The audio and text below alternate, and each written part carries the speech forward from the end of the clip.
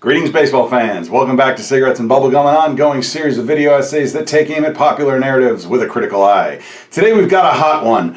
Curt Schilling is an easy first ballot Hall of Famer that is being kept out of the Hall due to his political opinions. In this video, we're going to look at both halves of that narrative. Do his credentials make him a no-doubt, slam-dunk first ballot Hall of Famer? And what effects did his political opinions have on his candidacy? Two things I want to make clear up front for anyone coming into this from literally any side. I do not care one way or the other if you agree or disagree with anything Curt Schilling said, nor should you care if I do. At one point, I will characterize the nature of the various controversies, but agreement or disagreement is not what is relevant here. On this channel, we look at facts and data, and we stay away from, as often as possible, feelings and opinions. This is a baseball channel, not a political channel. And given the nature of the narrative we're examining, this all bears stating directly. And the other, regardless of how you feel, know that I 100% would give Schilling my vote for the Hall if I were a 10-year member of the Baseball Writers Association of America. First, let's talk about the positives. Why do I think he's a Hall of Famer? Simple. 3,000 strikeouts, a postseason record of 11-2 with a 2.23 ERA for 3 different teams, and the bloody sock game. 3,000 strikeouts is an easy one. One of the big 4 career milestones, along with 300 wins, 3,000 hits, and 500 home runs, and throughout history, to this day, the club with the fewest members. So yeah, that matters. His postseason record speaks for itself. He's an ALCS MVP, a World Series MVP, and a consummate big game pitcher. There are others with good postseason records, but none have 3,000 strikeouts as well, so yeah, that stands out. And the bloody sock game. The reason the bloody sock games, actually, but we'll get to that. The reason this matters is that when there's any doubt, having a narrative, a story, can elevate you from very good to great to legendary status. And for Schilling, that's the bloody sock game. And once again, in case anything I say later makes you think I'm just a hater or whatever, let me say on no uncertain terms, the bloody sock game was real. And anyone claiming it's any kind of a hoax is either a troll or an idiot. I will fight you over this. The fact of the matter was that he injured himself in the first game against Anaheim. Look it up. There's video. A week later in New York, it became clear that the injury was serious as he pitched like absolute shit. He lasted just 3 innings, gave up 6 runs on 6 hits, 2 walks. In fact, if you take this one game where he was pitching hurt out of his postseason total, his record improves to 11-1 with a 1.86 ERA. So yeah, he was hurt. And after the Sox fell down 0-3, it was clear that any chance they had of moving on was going to need Curt Schilling. So, going into Game 6, the team doctors cooked up a wild experiment. They would suture his tendon to his skin to stabilize it. And who knows? No one ever did this before. So they cut him open, and they sewed him up, and they sent him out to pitch, bleeding into his sock. His line that night, 7 innings, 1 run on 4 hits, and no walks. And what is often forgotten in all of this, they had to do it again a week later in St. Louis. This was never meant to be permanent, so they had to unsew it and then resew it a week later, leading to a second bloody sock game in the World Series. There is no reason to conceive of any kind of hoax, and I have no respect for the intellect of anyone who thinks otherwise. Nor of any attempt to downplay it. He was hurt, he took a chance, and he delivered a pair of the gutsiest performances I've ever seen. Now please, be sure to remember everything I just said a few minutes from now, okay? Now, before we move on to the mean tweets, Schilling's candidacy is not airtight. When he hit the ballot in 2012 for the 2013 Hall of Fame class and scored 38.8%, literally no one was talking about his politics. He wasn't even on Twitter until the following year. No, what the discussion at the time focused on was his paltry total of 216 career wins. That was the hubbub in the media and on the internet. That's what it was focused on. As quaint as that may seem to today's fans who don't consider wins to be a good way to judge pitchers, right or wrong, it was the primary way pitchers were judged at the time. And some of that sentiment does still remain to this day. If we're talking first ballot guys, prior to this, only Sandy Koufax was elected on his first ballot with fewer wins. And Koufax's career is so unique that he isn't a good comp for anyone. If you do want to make a case for a guy with a short peak, compare black ink numbers on Baseball Reference, and you'll see statistically why Koufax's was so special. But there were a couple of guys that came after 2013 who were elected with about as many wins. Pedro Martinez with 219, John Smoltz with 213. In 2015, Roy Halladay with 203 in 2019. These are better comps. But they do have something Schilling doesn't. At least one Cy Young award. And Halladay has 2 and Martinez has 3. I don't think a single Cy Young award is the difference between a first ballot guy and a guy that doesn't make it, but 2 or 3 maybe are. In any case, I think Smoltz is a really good comp.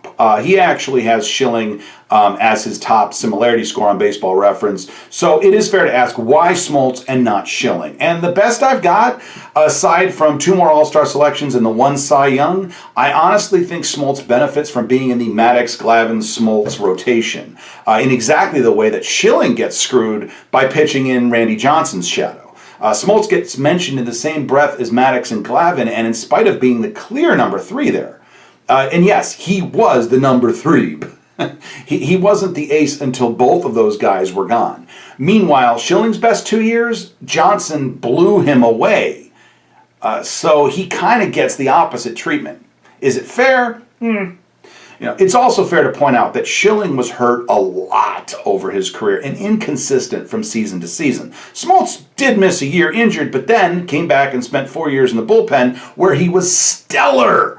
But otherwise only really had 1 off year until his final year in the league. Schilling, on the other hand, was nothing special out of the pen from 88 to 91. He was solid in 92, but off in 93 in spite of a good record. Then 3 years where he lost time to various injuries. Then stellar in 97 with a meh record in 98, and then hurt again for chunks of 99 and 2000. Stellar in 01 and 02, hurt again in 03. Stellar in 04, hurt in 05. Solid in 06, but shaky again in 07. Don't get me wrong. He was good in most of those years, but it's a lot of seasons with single-digit wins for a guy whose career was completely bookended by 4 300-game winners, the aforementioned Maddox, Glavine, and Johnson, and Roger Clemens. Again, wins mattered. Some folks will point to CC Sabathia's induction last year as another comp for Schilling, but Sabathia also won a Cy Young Award and had 251 career wins, not 216.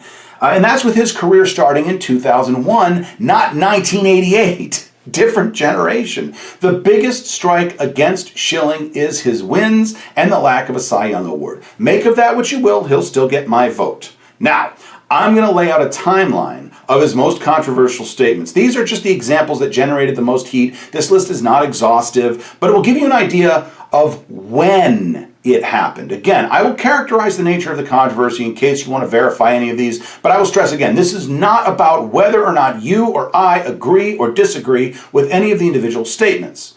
Many people didn't. That's what the word controversy means. So, his Twitter account started getting political in 2013 after his first ballot. In August of 2015, he sent a tweet likening Muslims to Nazis. In April of 2016, he sent a transphobic tweet. In October of 2016, on CNN, this wasn't the Twitter, but on CNN, he described a long-standing connection between Muslims and the Nazi Party. In November of 2016, he retweeted describing as awesome a picture of someone's t-shirt, essentially calling for the lynching of journalists. Also in November of 2016, he defended the then candidate Donald Trump on Fox over the fallout from the whole Access Hollywood tape thing. And in August of 2019, tweeted anti-Clinton Epstein conspiracy theories until finally in June of 2020, Schilling deactivated his Twitter account. So we're talking about 2015 to 2019, basically. The 2016 to 2020 ballots are shown on the graph in yellow. Let's expand that and see what it looks like. Now, after the start of the controversy in 2015, he saw a 10% jump in support. He was busy in 2016. You might have heard me say that. That was the year when most people were starting to become aware of his political side, and he did see a 7-point slide the following year. But then it was up, all the way up to 70% in 2020 before he shut down his Twitter account. So the more he tweeted, the more support he had as time went on. Does a net 30% increase from 2015 to 2020 sound like punishment to you? Because that's not what being punished looks like in my book. And there were some at the time who thought that a 7% slide on his 5th ballot might kill his chances. But Tim Raines saw a 6% drop on his 7th ballot and was sitting at a lower percentage than Schilling and still made it in just 3 years later. Larry Walker saw an 11% drop, down to just 10.2% on his 4th ballot, and he eventually made it in. There are other such stories. I'm not going to list them all. Suffices to say that fluctuations are normal and more often a result of who's on the ballot that year than anything else. Curt Schilling's drop could have been due to the controversy, fine, no doubt, but it is far more clear that over the next 4 ballots, the writers got over it. And on his penultimate ballot, he was sitting at 71.1%, just 16 votes shy of induction. No player who's ever crossed the 70% threshold failed to make it unless that was on his final ballot. And every one of those players was eventually inducted by the Veterans Committee. So what happened to cause that 12.5-point drop on Schilling's final ballot? One where a player normally sees a little bit of boost in support. In January of 2021, just after the results of that penultimate ballot were announced, Schilling posted a letter to the Baseball Hall of Fame Facebook page directly addressing the BWAA and the Hall of Fame saying, quote, "I will not participate in the final year of voting. I am requesting to be removed from the ballot." Now, the Hall rejected that request to remove his name from the ballot, but the writers to whom he essentially told not to vote for him, obliged him. I cannot begin to fathom what his motivation was, given how close he was to induction and how a player normally gets a pretty decent boost in his final year. But it was that single act of self-sabotage, more than any tweet or public statement, that killed Schilling's candidacy. After years of abuse, saying he didn't want their vote was the final straw for the 10-year members of the BWAA.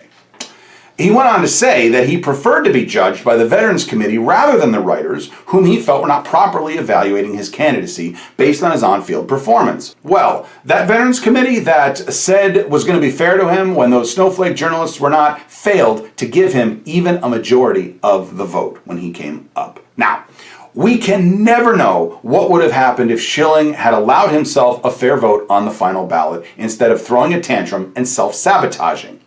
And although most players do get a bump in their final year, I'm not going to say for certain that he would have gotten in. We don't know. But I want to show you something that should put the final nail in the coffin of the idea that Schilling was being punished for his opinions. Well, I'll tell you what, I mean, Mr. President, Trump, to me, he was a friend of mine before he became the president. I respect him. I respect what he does, and I believe that he's doing the best for the United States of America.